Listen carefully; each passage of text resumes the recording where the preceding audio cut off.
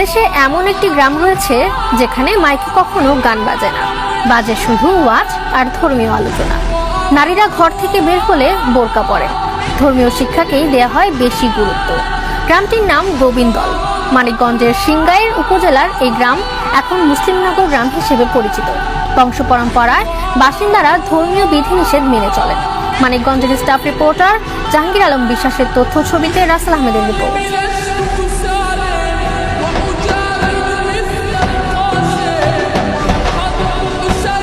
গ্রামের শতভাগ মানুষ মুসলমান।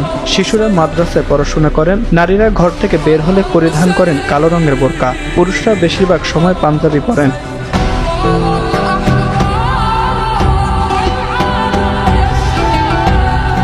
এটি মানিকগঞ্জের সিংগাইর উপজেলার গোবিন্দল গ্রাম, যেখানে মোট জনসংখ্যা প্রায় 12,000। এক গ্রামে মেয়েদের জন্য রয়েছে 4টি আর ছেলেদের জন্য একটি মাদ্রাসা।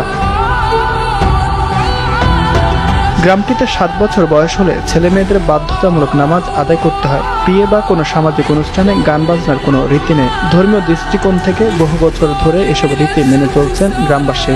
আমাদের গ্রামে 100% মুসলমান, প্রায় 30,000 লোক আছে মুসলমানে, একটাও হিন্দু নেই।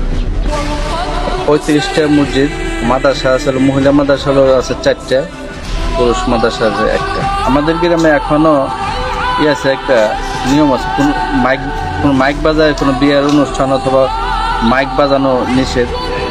যে কোনো অনুষ্ঠানে কোনো মাইক গান টান বাজাতে পারবো না। ছোটবেলা থেকে নামাজ রোজা এবং কোরআন পড়া এইসব শিখতেছি এবং আমার বাবা মারাও শিখাইতেছে।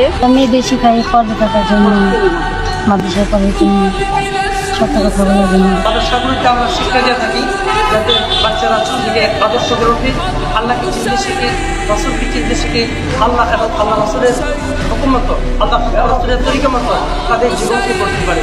ইসলামী চর্চার জন্য গ্রামে গড়ে উঠেছে মুসলিম নগর নামে সমাজ সেবা পাঠাগার, যেখানে ইসলামী বই পড়ার সুযোগ থাকে সবার। ধর্মীয় রীতিনীতি মেনে চলায় গ্রামের মানুষ সহজ সরল এবং পরোপকারী হিসেবে পরিচিত। 95% মানুষ নামাজ পড়ে, দিনদার, গান বাজনা নাই, ফকির নাই, খারাপি নাই, অনেক ভালো অনেকগুলো মহিলা মাদ্রাসা আছে, পুরুষ মাদ্রাসা আছে, অনেক ইসলামী অনেক দেশে আমি ঘুরছি।